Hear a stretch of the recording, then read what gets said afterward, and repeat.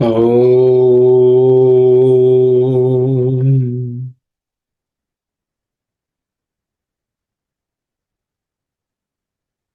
Om.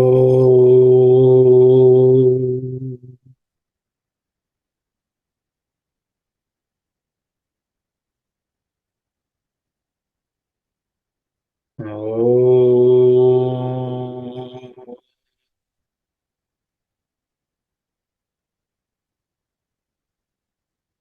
Om. Sahana Bhavatu. Sahana Bhunaktu. Sahaviryam Karavavahai. Tejasvinavadhitamastu. Ma Vidvishavahai. Om. Shanti, Shanti, Shanti. Sairam, everyone. Uh, just to set the context, we have been studying the verses of the Bhaja Govindam composed by Sri Adi Shankaracharya. We had first taken up the 16 verses which Swami had quoted and spoken on during the 1973 Samashavas. There were 15 other verses which were there, which are there as part of Bhaja Govindam, because in total it's 31 verses. So we first covered the 16 verses, then we are taking the rest of the verses, and we have been covering 3 at a time. We have already covered about 9 verses of those, and today we are going to cover 3 more verses. So that will make us 12 verses and one more class with 3 more verses, and with that the Bhaja Govindam study would be complete. Thereafter, we'll take up something. There are a couple of suggestions, so I will suggest, and you can opine on them, and we will go from there. So we'll go into the verse.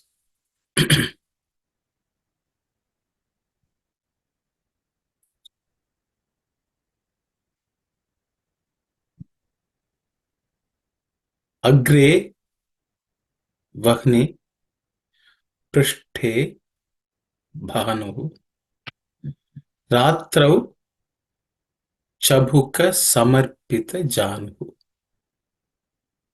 Karatala Bhikshas Tarutala Vasah Tadapina Munjatyasha Pashaha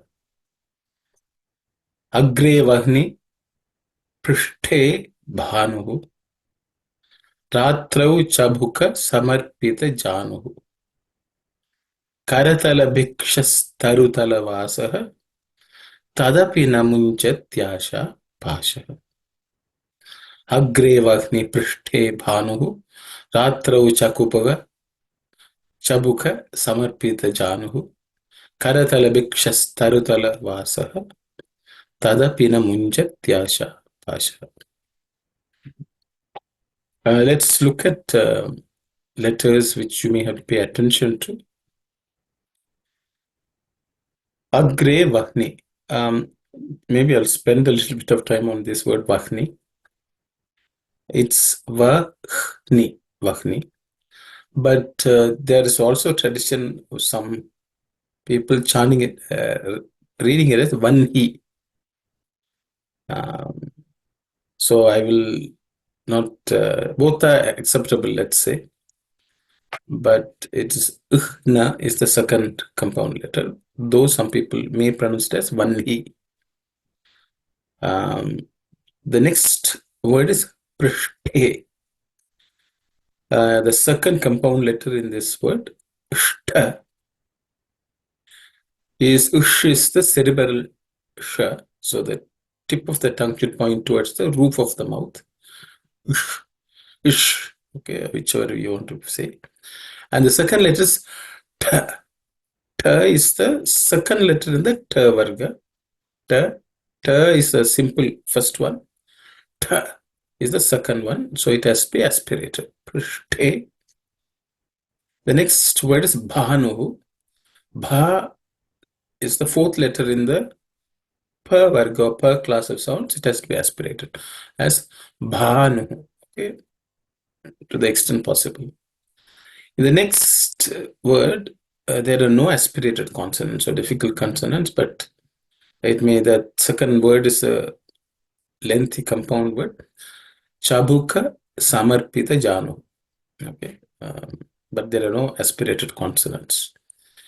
In the third line, karatala, bhiksha. This bhi is also from the fourth letter in the per class of sounds, so per varga. So it has to be aspirated. Bhi. The next letter is uksha, bhiksha. That sha is cerebral sha, where the tip of the tongue should point to the roof of the mouth. Sha. Okay, bhiksha. Stara. The rest of the words, rest of the letters are not aspirated.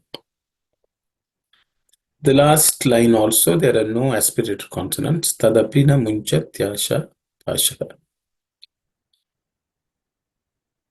Let's look at Sandhi splits to look at the individual words. Agrevani Prishtebanu, there are no Sandhi related changes.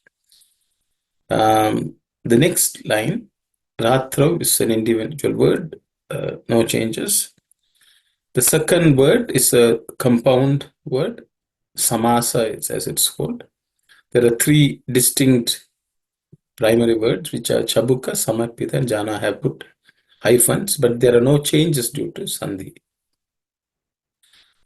The third line is made up of two compound words. The first one is Karatala Bhiksha. The second compound word is Tarutala Vasa.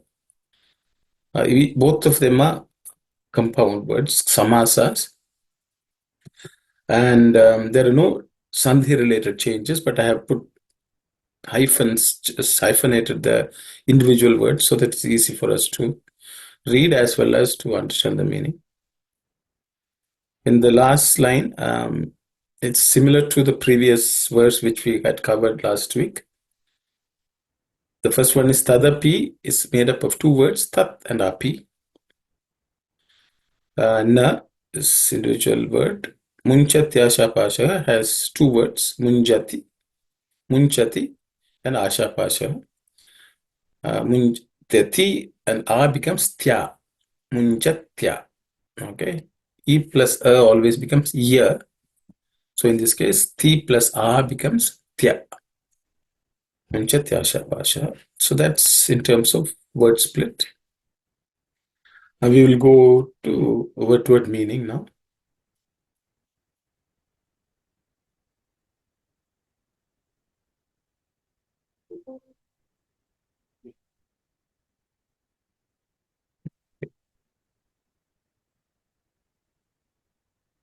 Agre. In this case, I have given the meaning in the front. Agra also means the highest or in the front, the first and so on also.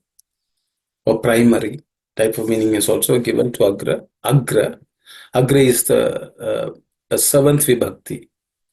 Seventh vibhakti means seventh class of noun class, which basically gives the meaning in, on, at, and things like that in English, the prepositions which are applied. So in the front is Agre. Vani, fire. Okay, in the front there is fire. Okay. Prishthe. Prishthe means at the back or behind.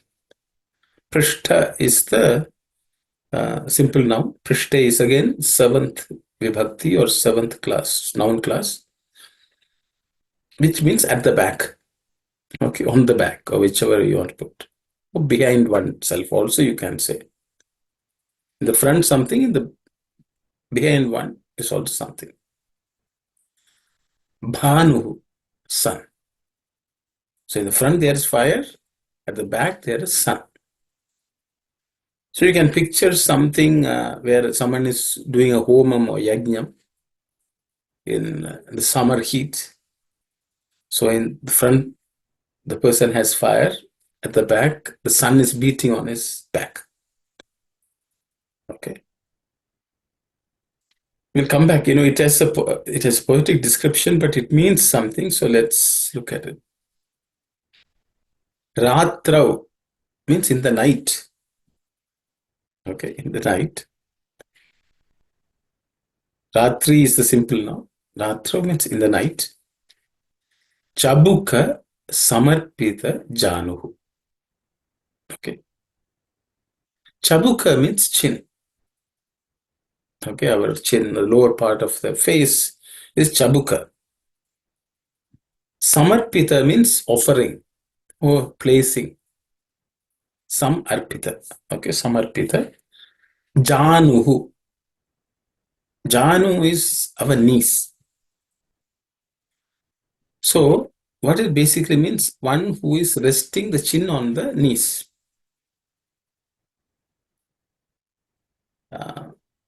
So, in the night, resting the chin on the knees.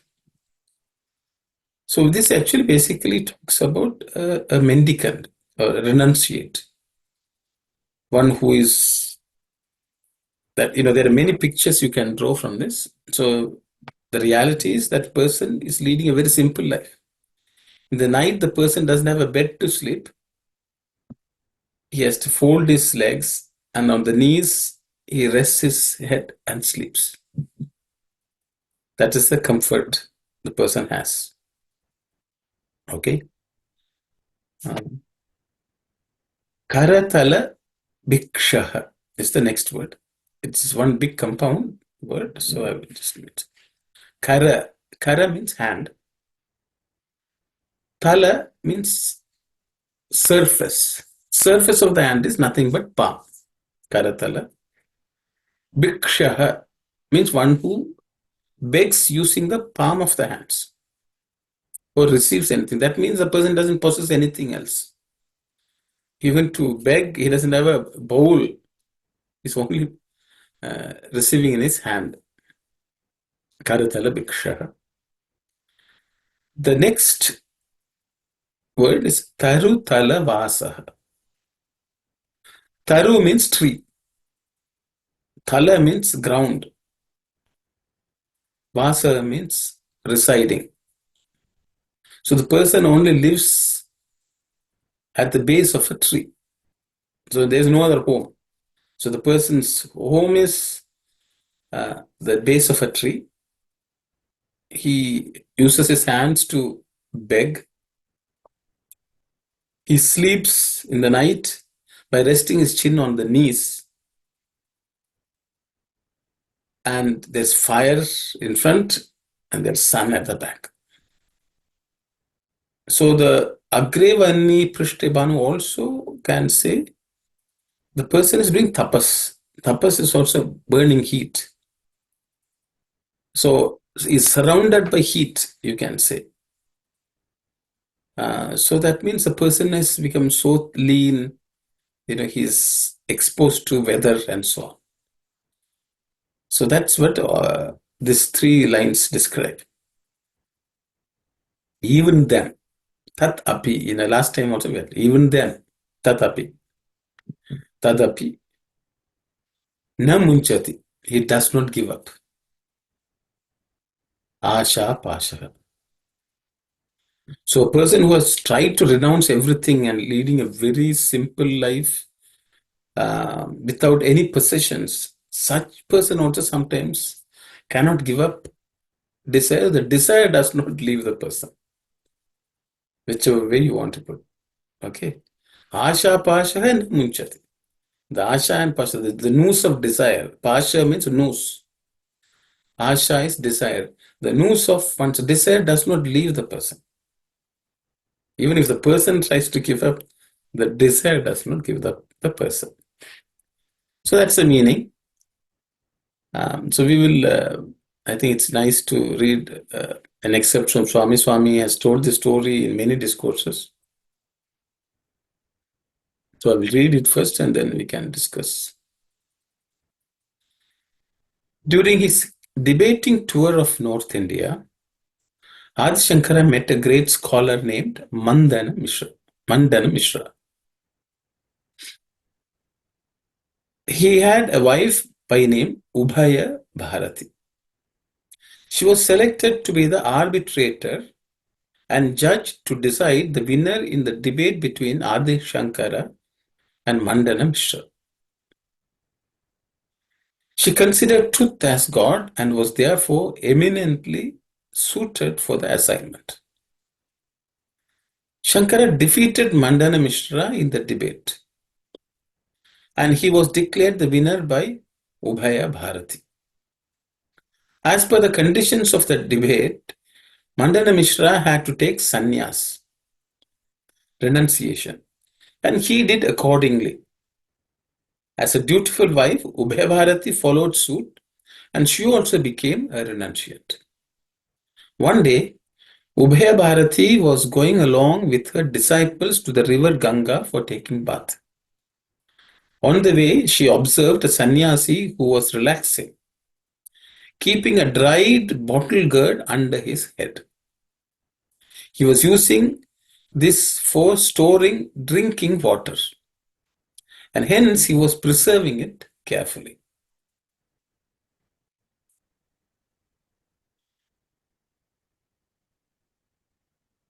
Ubhay saw this sannyasi's attachment to the bottle gourd and said to her disciples, "Look, this man calls himself a sannyasi, but he is attached to a bottle gourd,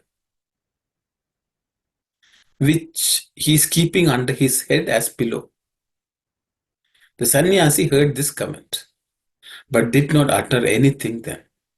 While Ubhay and her disciples were returning home from the river, he threw away the bottle gourd in front of them in order to demonstrate that he was not attached to it.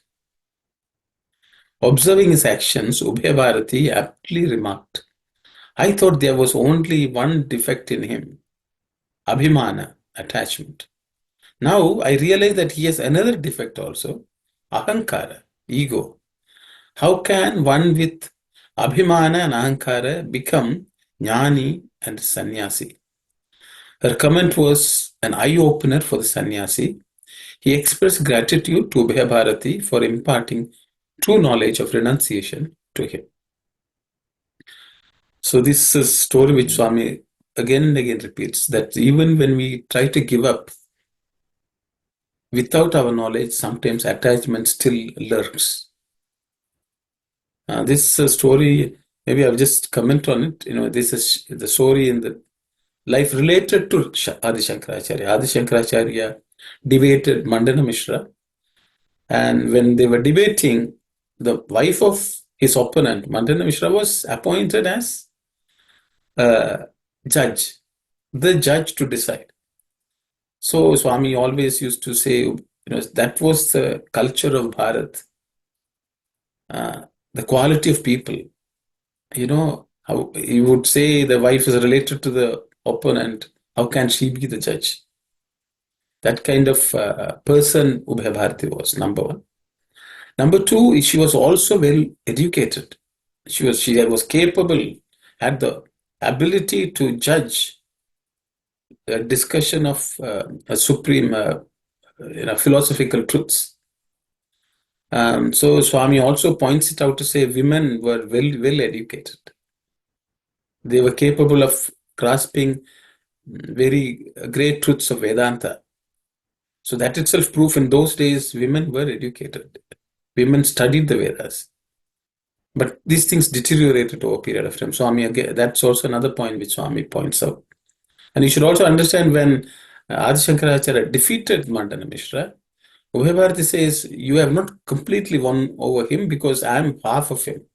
So you need to debate me and win." And so Adi Shankaracharya is supposed to have debated Ubhay also.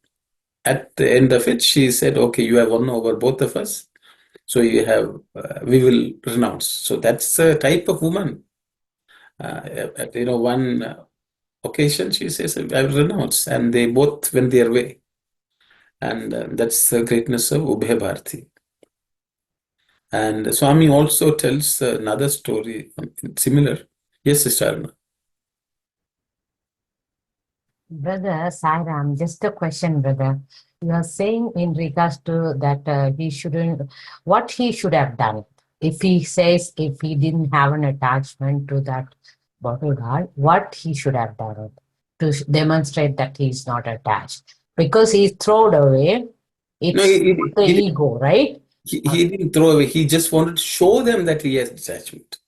Yes, but to demonstrate what he, if he's really detached, we'll say, what he would have ignored it, or just because, I don't know. I'm just thinking how he would have. So I think it's okay. I should. I think from what I understand, sister, the person was capable of renunciation, but he was not aware that he was getting attached. So he threw it away. He could have thrown it away without showing people I am detached. But the problem was he showed that he was detached. He gave up the attachment on the spot. But the thing is, it was bothering him that they thought that he did not have renunciation. Oh, okay. So So somebody's comment is affecting is not right. effective, yeah. So Okay. because it's Thank you. that is what ego is. So the thing is, I'm sure he was grateful to Ubhay Bharati for making sure that he understood those two. So I think that's my understanding. So I'm sure first he gave up the desired attachment, then he fell at her feet also. He's supposed to have fell at her feet, Oh, okay. fallen at her feet and said, that itself shows that Ahankar also he gave up. Okay, okay, okay. So he must have been a true sannyasi, but some traces of these were remaining without his knowledge. Swami also tells another story which I did not put here. Swami says someone went to the Himalayas renouncing everything, and I was just taking alms and existing. But the person used to collect his food, and he used to go and sit on a stone, a particular boulder, and eat. And one day when he collected food and came, he saw somebody else sitting there, and he said, "No, this is my boulder. This is where I sit." And he started fighting with that person. And apparently others came and said, "What has happened to you? You gave up everything. Now you're attached to this boulder." So these things happen to anyone who renounces also. So I think the moral is one has to be vigilant. Thank you. Thank you. I know. Okay, so that's what Adi Shankaracharya said. So the entire Bhaja Govindam is about detachment. So this verse says, even if you detach everything, it's very difficult to get rid of this asha pasha, this attachment. It will somehow come and not leave you. So that's the point Adi Shankara and his disciples are making. We'll go to the next verse. Kurute Ganga Sagara Gamanam Vrata Paripalana Matava Dhanam Jnana Vihina Sarva Matena Muktim na bhajati Janma Shatena Kurute Ganga Sagara Gamanam Vrata Paripalana Matava Dhanam Jnana Vihina Sarva Matena Muktim na bhajati Janma Shatena Kurute Ganga Sagara Gamanam Vrata Paripalana Matava Dhanam Jnana Vihina Sarva Matena Muktim na bhajati Janma Shatena. Let's look at any letters which we have to pay attention to. The first line, there are no aspirated consonants. Second line, Vrata Paripalana Matava. This th is the second letter in the third class of sounds, so third varga consonants. So it has to be aspirated. Matava. Okay, done. Jnana Vihina Sarva Matena, there is no aspirated consonant. The last line, Muktimna Bhajati. This bha is an aspirated consonant because it's the fourth letter in the pa class of sounds. Janma Shatena. Let's look at word-to-word split. Kurute is an independent word, no changes due to any sandhi. Ganga Sagara Gamanam is a compound word, no sandhi related changes, so I have just hyphenated the individual words. In the next line, there are three words. Vrata Paripalanam Athava is composed of two words. One is a compound word, Vrata Paripalanam, and Athava is a separate word. The plus a becomes ma. That's sandhi. Athava dhanam. The next line, there are two compound words. The first one is jnana vihinaha. The second one is sarva matena. So there are no changes due to sandhi, but I have just hyphenated the individual words in the two compound words, jnana and vihinaha, and sarva matena. In the last line, muktim na bhajati, there are no sandhi related changes. Janma shatena is a compound word. I've just hyphenated individual words. Okay. So it's easy for you to understand the words and also look at the meaning.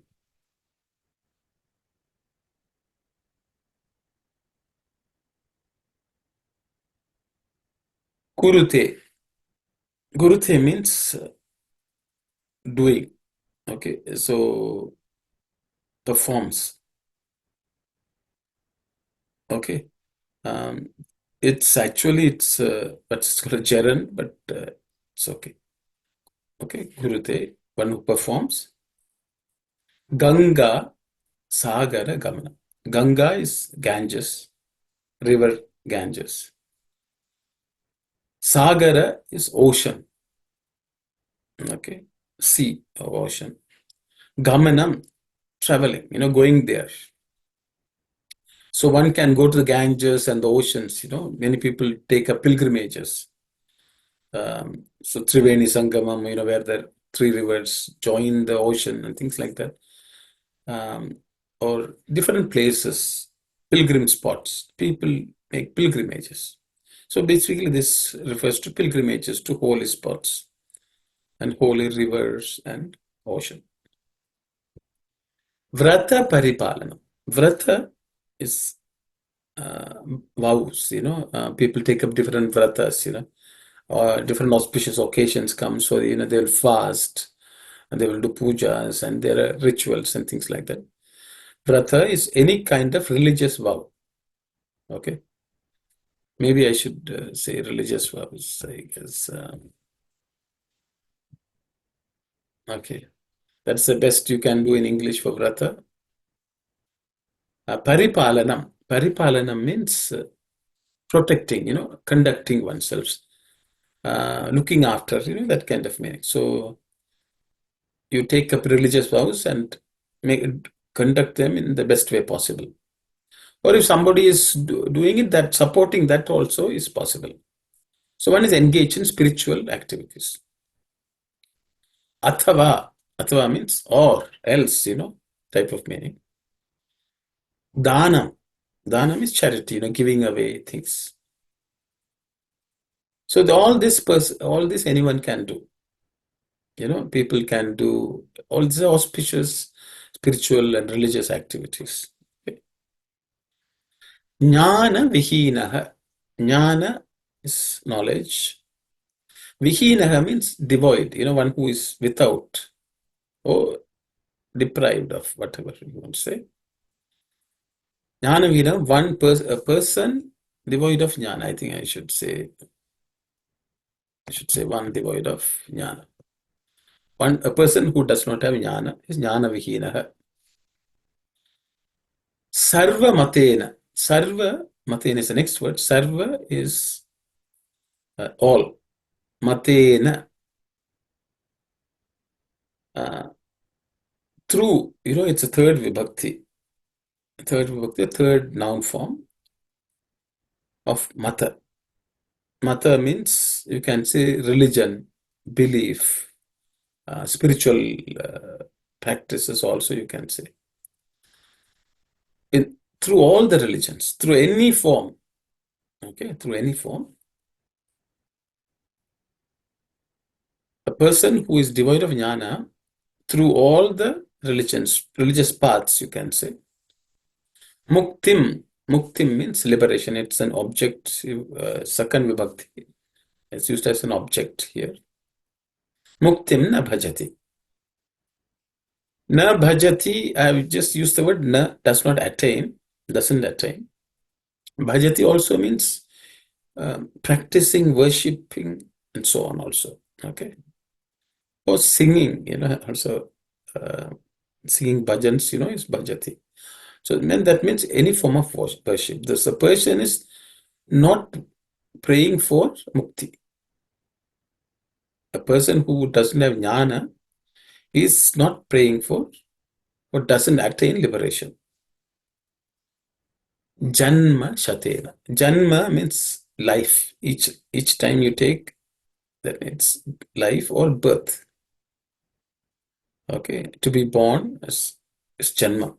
Okay, taking birth. Shatena. Shata means 100. Shatena means in 100 lives. Janma shatena means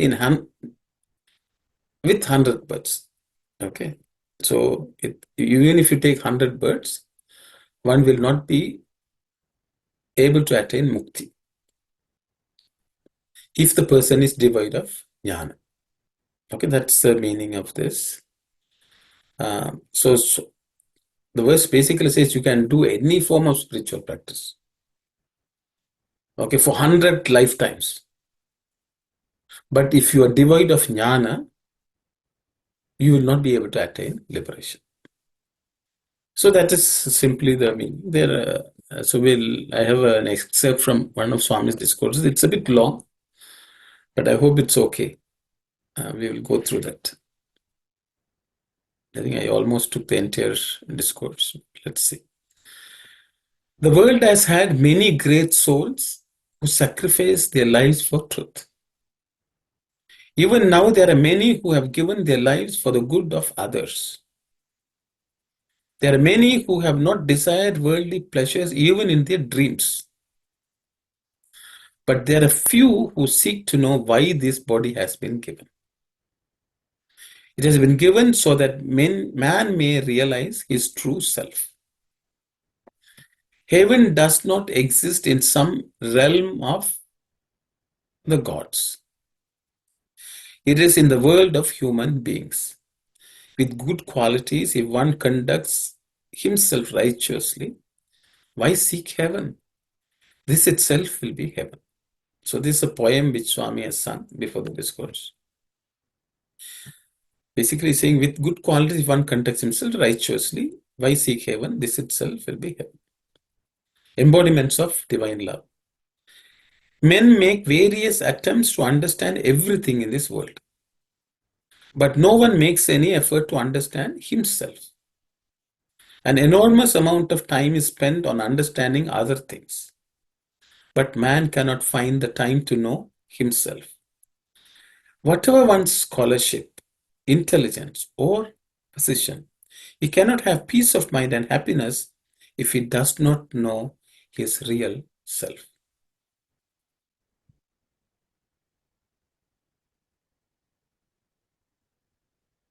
Narada, who had mastered 64 sciences and arts, could not secure the supreme bliss that comes from peace of mind. Troubled by this ashanti, lack of peace, Narada approached the sage Sanat Kumara and asked him what was the cause of his condition. Sanat Kumara asked Narada what were his accomplishments. Narada told the sage that he was proficient in all the Vedas and Vedantas and had mastered the 64 different sciences, including the training of elephants and the rearing of cows. Laughing within himself, Sanat Kumara asked, "Are these your only accomplishments?" O Narada, without knowing who you are, what is the use of knowing all other things? Narada was no ordinary person. In his incarnation as Vamana, the dwarfish young Brahmin lad Vishnu came to the emperor Bali and asked him asked from him the gift of 3 feet of land as measured by his feet. Bali agreed to make this gift. Vishnu, assuming his cosmic form, covered the whole earth by one step and the entire sky by another step. When Brahma recognized sacred and puissant form assumed by Lord Vishnu, he wished to wash the feet of the Lord. To wash the foot of the Lord, which was high up in the sky, a great amount of water was needed. To get that water, Brahma resolved in his mind how to go about it. At that very moment, an individual appeared on earth. Because he was the result of a thought of Brahma's mind, he is known as Brahma Manasa Putra, Brahma's mind-born son. He had come to provide water. Because he brought water, he got the name Narada, the one who provided water. Narada was thus born during the time of Emperor Bali. But despite the fact that he was the mind-born son of Brahma himself, he had no peace of mind. What was the cause of Narada's loss of peace? Narada used ceaselessly to chant the name of Vishnu. He had no worldly desires of any kind.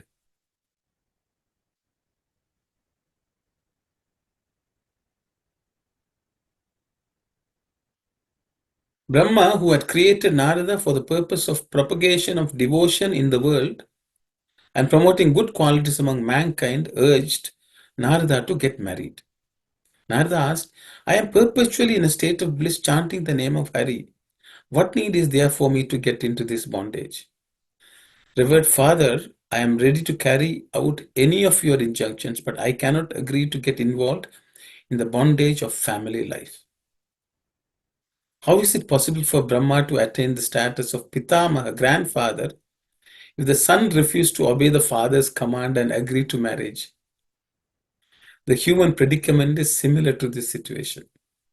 Men claim that God is everything for them, but they are not ready to abide by God's injunctions. And that accounts for their lack of peace. For a man who is immersed in worldly life, the chanting of God's name is undoubtedly a good medicine. But along with the medicine, he has to adhere to the patyam, the prescribed diet regulations. God's injunctions are the diet rules.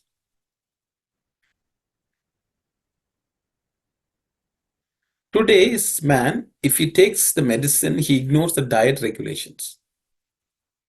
If he adheres to the prescribed diet, he ignores the medicine. And that is why man is afflicted with the disease of peacelessness. In this context, God is the medicine and God's command is the prescribed diet. Devotion to God without observing divine injunctions destroys peace of mind. If Narada, despite his chanting of the Lord's name, suffered from lack of peace, it was because of a curse pronounced by Brahma. Brahma declared, as you are not obeying my command, I declare that henceforth you shall have no peace. Sanat Kumara therefore advised Narada, as long as you have not known who you really are, you cannot get real peace. Despite all your scholarship and all your pious actions, man embarks on various kinds of sadhanas to achieve mukti, liberation.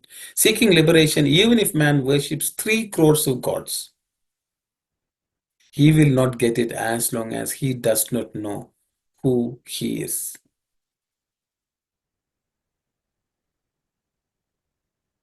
When man destroys his ego and sense of I-ness, what need is there for liberation? He becomes liberation itself, Sanat Kumara told Narada. All the scriptures you study will enable you to earn a livelihood, but will not confer peace or liberation. They may secure for you the name and fame, power and pelf, but not mukti, liberation. The scriptures are like a dense jungle of words. These words are capable of different interpretations. It is not easy to determine definitely which are the correct meanings. A man who has lost his way in a forest cannot easily reach his destination. Merely by conning the scriptures, the heart cannot be purified. In this connection, Bhagavan sang the opening stanza of Bhaja Govindam. Worship of Govinda is the only way to save one's self at the time of death, when verbal scholarship will be of no avail. So this is a discourse Swami gave in September 1990. Swami has nicely explained, even a person like Narada, who was the most devout, did not have peace of mind. And because why did he not have peace of mind? Because of his not knowing who he really is.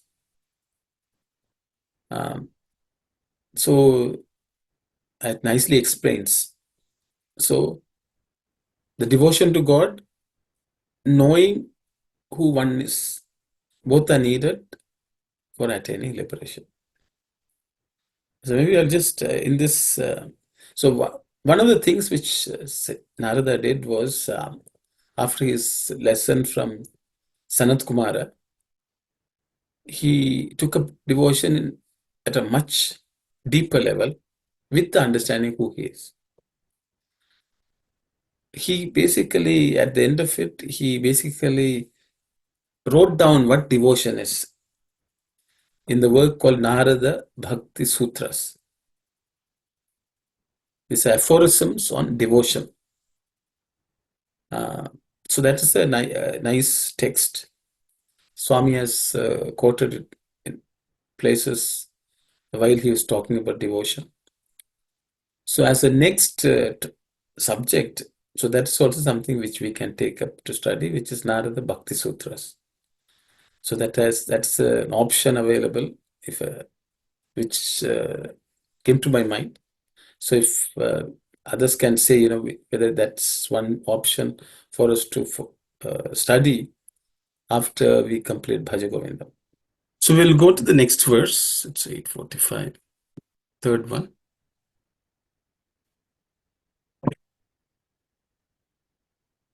Suramandira Taru Mula Nivasaha Shayya Bhutala Majinam Vasaha Sarva Parigraha Bhoga Tyagaha Kasya Sukham Nakaroti Viragaha Suramandira Tarumula Nivasaha Shayya Bhutala Majinam Vasaha Sarva Parigraha Bhoga Tyagaha Kasya Sukham Nakaroti Viragaha Suramandira Tarumula Nivasaha Shayya Bhutala Majinam Vasaha Sarva Parigraha Bhoga Tyagaha Kasya Sukham Nakaroti Viragaha.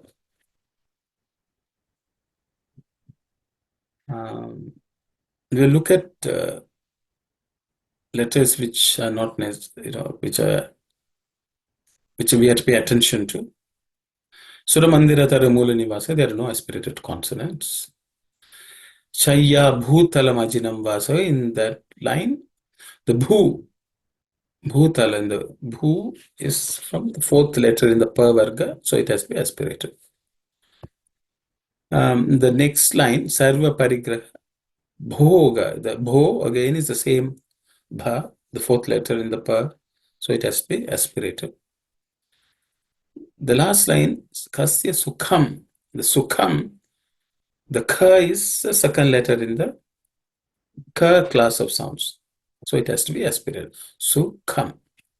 Other letters are not aspirated consonants.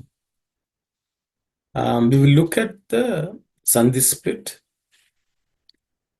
The first word line itself is one word, made of 5 individual words. It's a samasa. Sura Mandira Taru Mula Nivasa.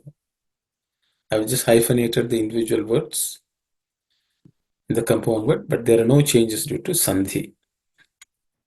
In the next line, Shayya is individual word. Bhutala Majinam is made of 2 words. The first one is Bhutalam, and Ajinam is the second word. Plus A becomes Ma. So that's how you get Bhutala Majinam, but it's Bhutalam and ajinam, vasaha. There are no changes due to sandhi in this line also. Sarva, other than and a becomes ma. Sarva parigraha bhoga tyagaha, it's also one long compound word made up of 4 individual words. I have hyphenated them: sarva, parigraha, bhoga, and tyagaha. But no sandhi related changes. In the next line, there are no sandhi related changes. All of them are individual words. There are 5 words. So we will look at the meaning of the verse. Sura Mandira Taru Mula Nivasa. Nivasa means one who resides. A resident is Nivasa. Taru Mula. Taru means tree. Mula is the root. I think we have already looked at someone who resides. Taru Mula Nivasa. Sura Mandira Taru. What is this tree? It's a Mandira Taru. It's a tree at a temple. What type of mandira it is? It's Sura Mandira. Sura means godly.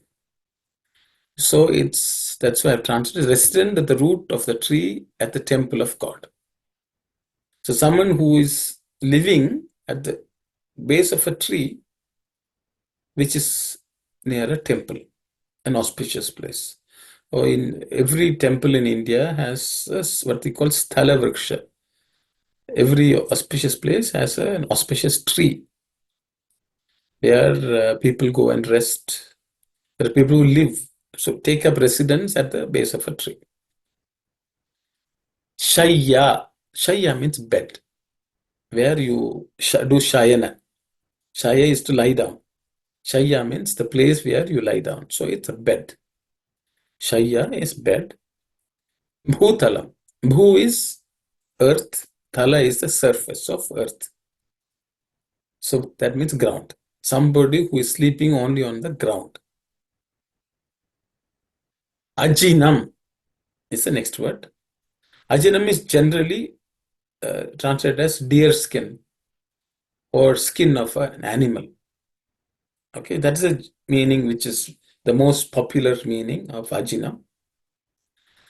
Inam means to go. Okay, aj is something which goes or leaves, type of meaning. Ina means sun. So one who goes by sun, sun. That's the way it's meaning. Basically, what there are people say animals, die and their skin is dried in the sun. Okay. So I would say also barks. Bark of trees also. Once the tree dries up, there are barks. Okay. It can refer to all of them, but generally, ajina is referred as translated as skin of a deer or hide of a deer. Okay. Vasaha. Vasa, generally, somebody recites something, general meaning. But vasa also means clothing oneself. One's clothes are also referred to as vasa.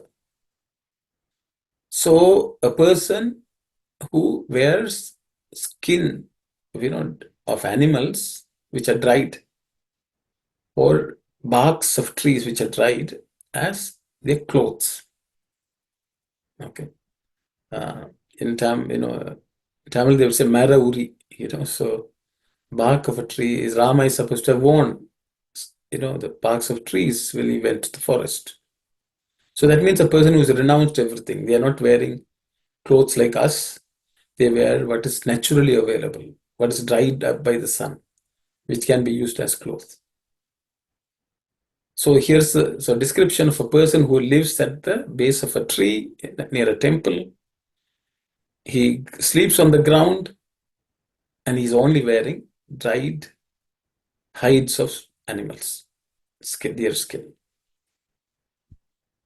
Sarva parigraha bhoga tyagaha. Sarva means all. Parigraha means accumulation, receiving something, taking things from anyone also is parigraha. So accumulation, I have used the word acquisition here. Parigraha. Graha means to grab. Parigraha means grabbing everything properly, parigraha. So there's a quality of renunciation called aparigraha, one who doesn't receive anything. Okay. So this is parigraha, all acquisitions. And bhoga is the next word, enjoyments. Tyagaha, one who has given them up, sacrificed. Okay, anyone who has given up all acquisitions, all the enjoyments, such a person. So you can imagine a person who has given up everything, now he has come to reside at the base of a tree. He sleeps on the ground, bare earth, and he's wearing only dried skins or barks as his clothes. Okay, such a person. Kasya sukham. Kasya means whose. Sukham, happiness. Na karoti, does not do. What does the sukha of that person doesn't do? Viragaha. Viragaha means, viraga generally is detachment, but it also means change of color. Raga is a color also. Viraga means change when it becomes vikriti or change of color. Or I have used the word desertion or detachment also as a meaning. So what happens? This person has given up everything, but his sukham, his happiness, doesn't desert him. So that the happiness doesn't detach itself from this person. That means this person is always happy. A person who gives up everything, happiness itself likes to be attached to that person. Sukha. So that is one who has completely renounced the world, given up everything. Happiness will not desert that person. Happiness will not leave that person. So that's the meaning. So this talks about the greatness of renunciation and what is acquired by renunciation. So as you can see, all three verses relate to similar topic. We start with one who has renounced, but sometimes asha pasha doesn't leave. Then we went into one should know oneself if one want. You can do all great sadhana, but if you don't know who you are, you'll never attain mukti. So here, one who has completely given up everything, that person is not deserted by happiness. So he's always in a state of bliss. So that's the theme of today's. I have I think I have an entire discourse also accepted, but let's see. We will read this excerpt of Swami. As long as you are entangled in the sensual world, you cannot distinguish the real from the unreal. You have to discover the real through discrimination. There's no avoiding that responsibility. You have to do it now or later. Power, status, wealth, authority, these are useless in this adventure. Alexander, during his campaign in Punjab, was anxious to see a celebrated sage. He went to the cave where the sage was and expected to be received more thankfully and with demonstration of welcome. But the sage simply asked him to move aside and go. He was not interested in the famous world shaker, the great Greek conqueror. Alexander was very angry. He threatened to kill the sage and drew his sword. But the sage said calmly with a laugh, I do not die, I cannot die. That put some sense in Alexander, and he put his sword back into his cupboard. This is a discourse Swami gave in 7th September 1963. I have another excerpt. Take the ups and downs of life as natural. They are incidental to the world of compounds and components. A sannyasin, ascetic named Ramakrishna Swami, was informed by a disciple who rushed into his presence that his son had died. The Swami sat unmoved. He only said, water flows, fire burns, the wind blows. Meaning that the compound of five elements has some day to disintegrate. The Swami laughed at the concern of others. He was brave because he knew. Those who know are called Guru, heavy weighted. They will not be moved by storms. The leaf on which no dish is served tends to rise up in the wind and fly. But when it is weighted by servings of food, it will remain unshaken. Virtues, faith, steady discipline, devotion, detachment, equanimity, these are the items of the spiritual menu. When you have attained true wisdom, you will find that good fortune should not be gloated over, nor bad fortune grieved over. The hero treats both with equal unconcern. They are breezes and storms that cannot affect the depths of the ocean of bliss in the heart of man. This is an excerpt from one of the discourses in 1976. I have one more excerpt. I will just read. It's a very lengthy one. I hope it's all okay. It should take about 10 minutes. Divinity is present in everyone in an unmanifested form. All human beings are sparks of the divine, like the waves of the ocean. Every man is the embodiment of the divine, Sat Chit Ananda, being, awareness, and bliss. This has been described categorically in the Bhagavad Gita. As God is the embodiment of love, man is also an embodiment of love. But man today does not manifest it fully and properly because of his selfishness and self-centeredness. Though humanity has advanced considerably in the material and scientific spheres, it has gone down grievously, morally and spiritually. Selfishness is predominant in every action. Behind every thought, every word, self-interest is prominent. It's only when this selfishness is eradicated can divinity reveal itself. In rendering seva, service, there should be a recognition of the omnipresence of the divine in all human beings. Men have not developed the spirit of tyaga, sacrifice, or aversion to bhoga, sensual pleasures. True service calls for a spirit of sacrifice. Sacrifice has been declared to be the only means to achieve immortality. Men appear to be in quest of God. They do not realize that all that they see is permeated by God. All forms are divine, but because man's vision is externalized, he is unable to have the inner vision of the divine. Man craves for peace. Though the source of peace and bliss is within himself, he seeks them in the external, like one pursuing a mirage. Owing to restless activity, endless worry, and limitless desires, man has lost peace of mind and has become prey to discontent and misery. At the outset, peace has to be cultivated within ourselves. And then that peace has to be extended to the family. From the home, it should spread to our village. Thus, peace should begin with the individual and spread to the whole society. In the Sai organization, efforts are made to propagate the values of truth, righteousness, love, peace, and non-violence.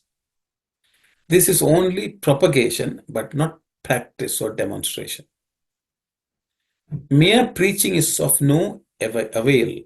Truth must be practiced. Truth and righteousness are the highest values upheld by Bharatiya culture. If people do not live up to the truth and righteousness, the humanness is worth nothing. Of all the virtues, love is the foremost. If love is fostered, all other qualities qualities. I should, sorry, flow from it. In every form of sadhana, love has the first place. Love is the supreme mark of humanness. Love is God. Live in love. Start the day with love. Fill the day with love. End the day with love. You have to engage yourself in seva, eschewing every trace of ahankara, conceit. Our degradation is the result of forgetting God. When we remember God, our life will be filled with peace and happiness. Man has three kinds of Icha Shakti, wishing abilities. One is Svecha, wishing freely. Two, Parecha, carrying out the wishes of others. Three, Anicha, without wishing. Svecha does not mean freedom to act as you please, using your strength and positions as you like, regardless of the rights of others.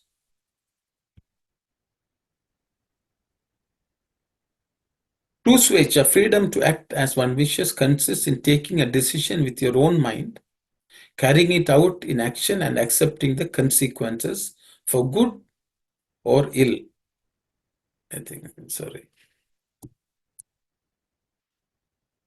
Wholeheartedly. This is true freedom of will. The freedom that you desire in doing what pleases you should imply that equally freely you accept the consequences flowing from its fulfillment. Parecha refers to what one does at the prompting or bidding of others and laments the consequences resulting from such actions, casting the blame on others for what one suffers. Anicca refers to fortuitous happenings that occur without one's own willing or as a result of actions prompted by others and are accepted as providential. Having got the precious human form, men must seek to live according to the true requirements of that form. It should be realized that man is not born to wallow in ignorance, poverty, or sin. Give me a minute, please. 1 second.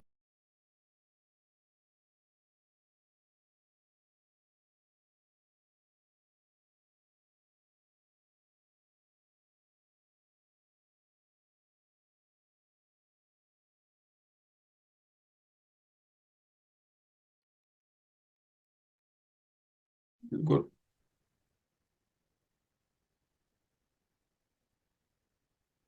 He is born for a higher destiny. He should live up to that role conferred on him. Once a sannyasi came to a Maharaja and expounded to him the sacred truths of Vedanta. The king was pleased with his exposition and offered him a plate full of gold coins. The ascetic declined to accept it, saying it was not in keeping with the cowl he was wearing to accept any material gifts. What need have I for these things when I have renounced every worldly thing? He said. The king was pleased with sannyasi's attitude. The next day, the same person turned up in court in the guise of a danseuse. She danced superbly before the king. The king was pleased and offered to her a plate gold coins. She declared that she was not willing to accept such a meager guerdon and wanted more.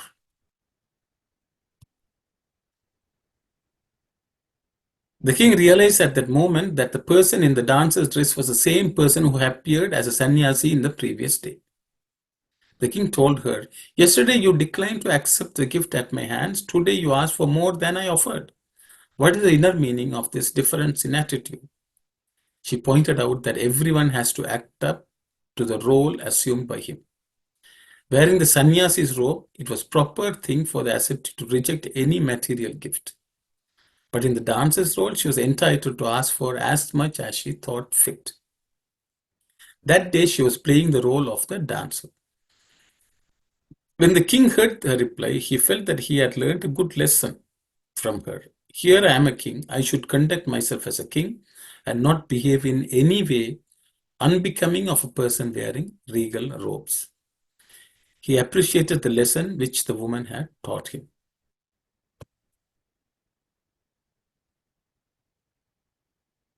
Today, someone may wear ochre robe, but his heart is filled with foulness. He has desires from which even a householder is free. The Bharatiya culture has been undermined with such double life. When you consider the Pandits, many of them are well versed in the scriptures and can recite them by rote. They may flaunt their Rudrakshamalas, necklace of sacred beads used in japa.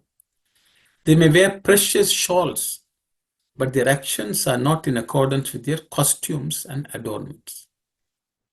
Panditaha Samadarshinaha declares the Gita. The true scholar looks at everything with an equal eye. How can those who do not have equal-minded vision be described as Pandits? If one claiming to be a sannyasi has renounced all mundane things, but continues to entertain desires, how can he be regarded as a sannyasi?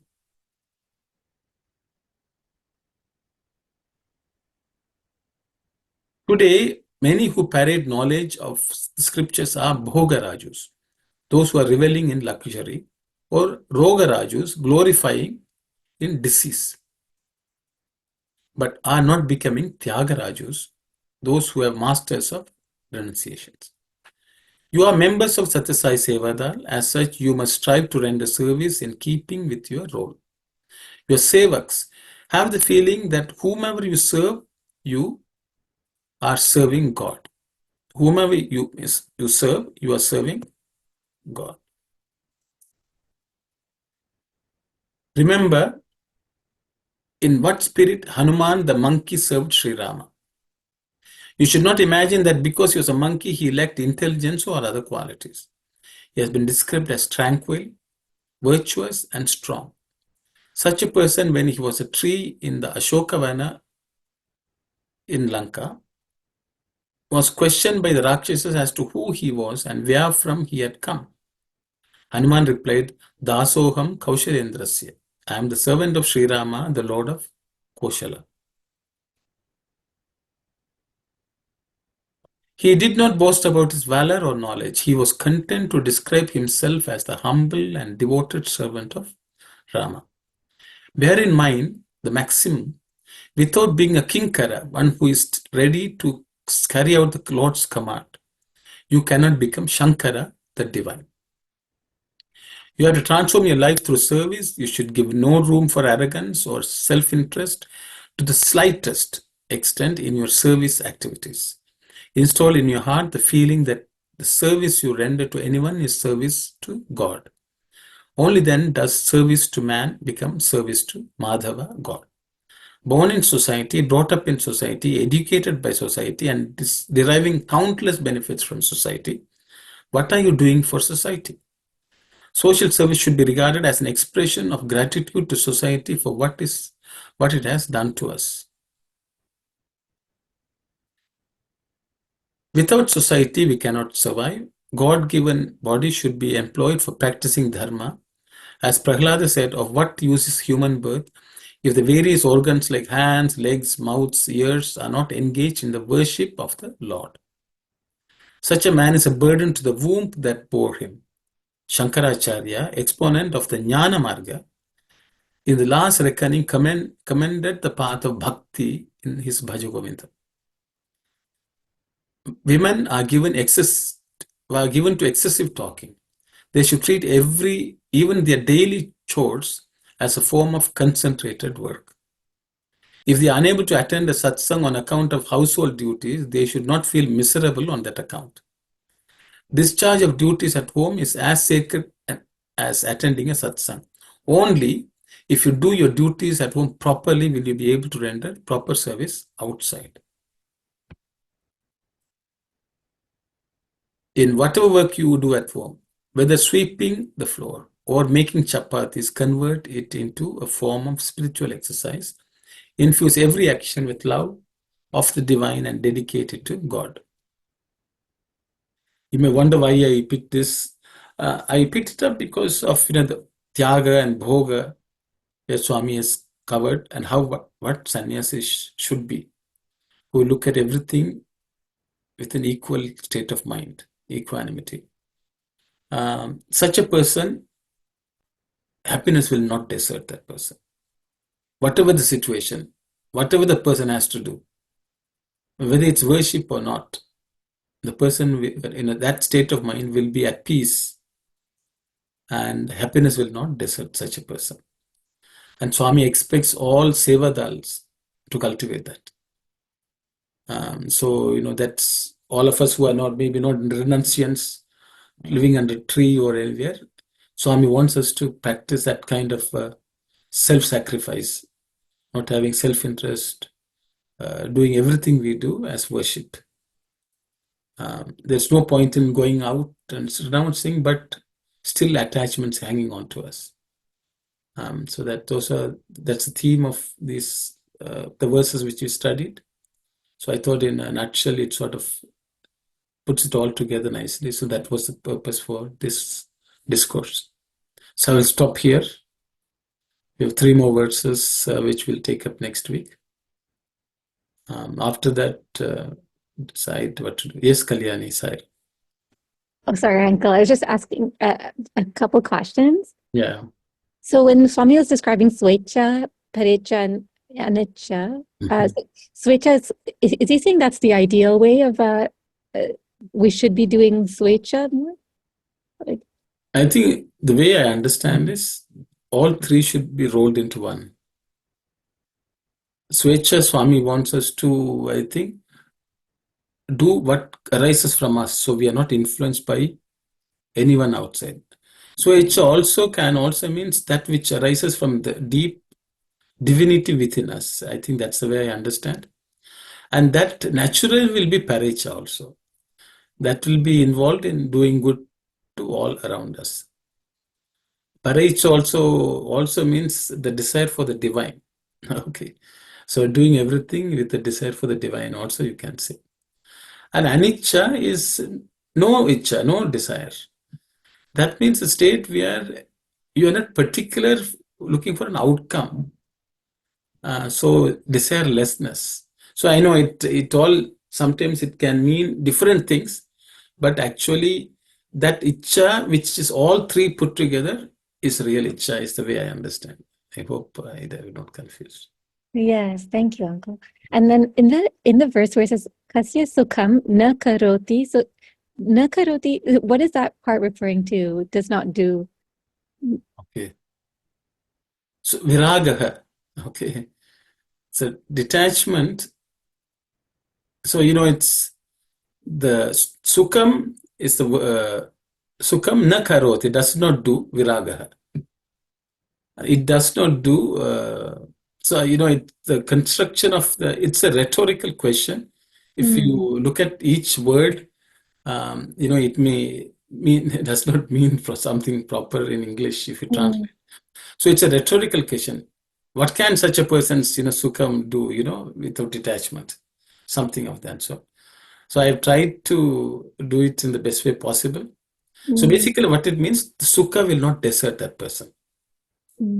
Okay, ultimately that's what it is. So I will leave it at that. I hope that's okay. Yes, Uncle. And then in the other story of Narada, so in the end, because Swami was saying you have to do, love God, but also follow his command. Yes. And in the case of Narada, he wasn't following the command of Brahma to get married. Yes. So then in the end, he didn't really comply with that command. So I was just wondering if there is some other meaning to that command. So, the way I understood was, see, a real sannyasi is not worried whether he's married or not married. Because that sannyasa, that state of mind is the most important. So Narada didn't want to get married because he was scared of a married life. If a true sannyasi will say, okay, you won't get married, I will get married, because that was lack of knowledge. So the thing is, when you say Brahma cursed, naturally one will be cursed if one is running away from something with a sense of fear, thinking that at that level, Narada's level, he should be not worried about anything. So he was not worried about, he was worried about something, afraid about something, because he doesn't know who he is truly. I think that's what I understand. But in the world, we will suffer when we do not understand who we are. When you know, I am not the body is the one which gets married. The mind is the one which will get married. If you are detached from both body and mind, do not identify yourself. Ultimately, that's the state. So the thing is, whether you marry or not marry does not really matter. That's just a contextual external aspect of a story. But the inner thing is, Narada realized that he should know who he is. And he was doing all sadhana. He was the greatest devotee. He was sang about Krishna, Vishnu all the time. But he was told, no, that type of devotion is not good enough. You should do bhakti with knowledge that who you are. You are not the body. You are not the mind. I think that's what Swami is trying to impress upon us with that story. Oh, okay. Thank you, Uncle. So it's like anything we do in life, or even whenever we pray, it should not be out of fear, but out of gratitude. Kind of thing. Yes. Mm. And if you think I am a sannyasi, that itself is wrong. Is the body the sannyasi or the mind sannyasi? Your true self is sannyasi. Things like that. Thank you. See, if you say I have renounced, means you have not renounced the feeling that I am. That is the first story. Ubhaya Bharati is the sannyasi who thought I am renunciant. I want to show everyone I am renunciant. You want to flaunt it also, so then you have not renounced. I hope that answers. Thank you. Yes, Auntie Kanai, yes. Sairam, but Narada is always referred to as a troublemaker, For good reason. He creates trouble so people evolve. Yeah. That's the way Narada. That's how But that is. it is not in a bad way. No, whatever he did, something good came out of it. Okay. Trouble in fights is not a problem, as long as it leads to something good. So I will stop here. We'll close with prayers. We'll meet again next week. If anyone has any suggestions, let me know. Actually, so another thing someone had asked me was the Yaksha Prashna in Mahabharata, where Yudhishthira is answering questions of Yaksha. And that's also considered a great spiritual text on dharma. What is real dharma? So that is also another thing which someone had suggested. So I'm open to what everyone would like to learn. So at this point in time, there are only two which I'm thinking. Yes, Auntie, can I say? Yes, the Daksha Prakshana is the one where the four brothers go and Yes. pour water and die, and then he answers. Is that the one? Yes. That's a lot of questions, Yeah. I don't know. Those are two ideas came, but I don't know what else to take up. Bhagavad Gita is one thing, but it has 700 verses, and it's very lengthy. Once you take that up, then nothing will get done. Nothing else will get done. I think 700 verses, 700 weeks, almost. So it will go for a We'll few get years. the opinion of everybody, but my opinion is I would like Narada. Narada Bhakti Sutra, okay. Because he's an interesting character. That's what I think of. Okay. But I don't know. It is up to you and to the members here. They would. People can express their interest and then Let them express it. Yeah, and you take the majority and do it. But I was only thinking in terms of Narada because we don't know much about him in the sense. Yeah. Right? We always think he's a bad character, creating trouble. That's the thing. Yeah, actually, I had this in mind for a few weeks now, and when I did the excerpt today, about this whole thing comes about, today Narada's coming in itself, sort of said, okay, is it a sign also, we thought, but I will leave it with you all. Okay, Thank you very much. We will close the session with some. Vidura Niti. Vidura Niti. It's also part of. Yes, Mahabharata, yes. Yes. Thank you. Sairam. Sairam, thank you so much. Sairam, Uncle. Sairam, thank you. Sairam. Sai. ॐ समस्तलोकाः सुखिनो भवन्तु समस्तलोकाः सुखिनो भवन्तु समस्तलोकाः सुखिनो भवन्तु ॐ शान्ति शान्ति शान्तिः साईराम